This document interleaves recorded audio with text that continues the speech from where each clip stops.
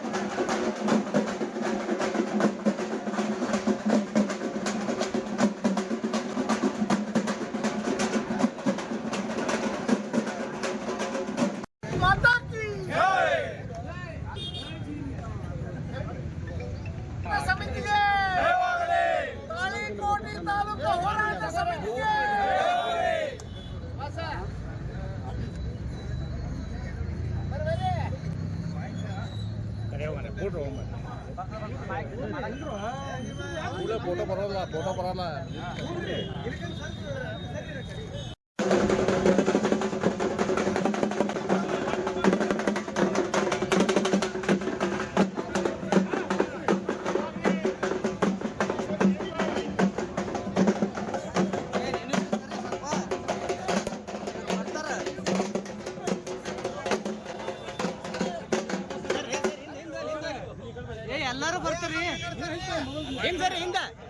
ಶಾಸಕರ ಗಮನಕ್ಕೆ ತರೋಣ, ಉಸ್ತುವಾರಿ ಮಂತ್ರಿಗಳ ಗಮನಕ್ಕೆ ತರೋಣ, ನಾವು ಜಿಲ್ಲಾಧಿಕಾರಿಗಳಿಗೆ ಮಾತಾಡೋಣ ಅಂತ ಹೇಳಿ ನಿಯೋಗಗಳನ್ನ ಕರ್ಕೊಂಡು ಶಾಸಕರಿಗೂ ಭೇಟಿ ಆದ್ವಿ, ಉಸ್ತುವಾರಿ ಸಚಿವರಿಗೂ ಭೇಟಿ ಆದ್ವಿ, ಜಿಲ್ಲಾಧಿಕಾರಿಗಳು ಕೂಡ ಭೇಟಿಯಾಗಿ ಮನವರಿಕೆ ಮಾಡತಕ್ಕಂತ ಒಂದು ಪ್ರಯತ್ನ ಮಾಡಿದ್ರು.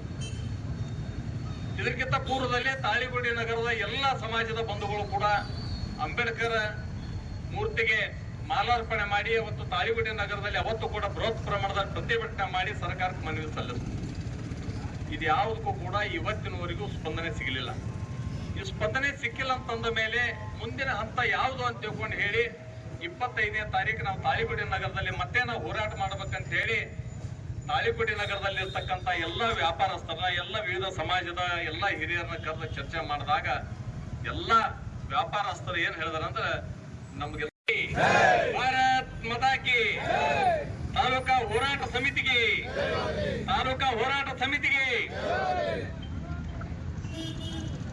ತಾಳಿಕೋಟೆ ನಗರದಲ್ಲಿ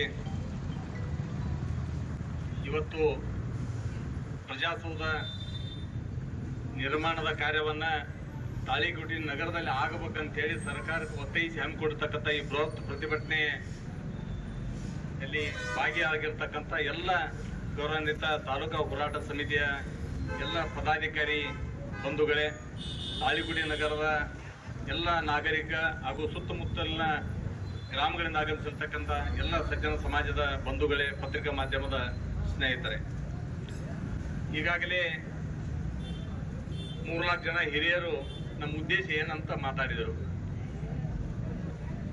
ಈ ಹೋರಾಟ ದಿಢೀರನೆ ಇವತ್ತೇ ಪ್ರಾರಂಭ ಆಗಿರ್ತಕ್ಕಂಥದ್ದಲ್ಲ. 2012-13ನೇ ಇಸ್ವಿಯೊಳಗ ತಾಲೂಕಾ ಘೋಷಣೆ ಆದ ನಂತರ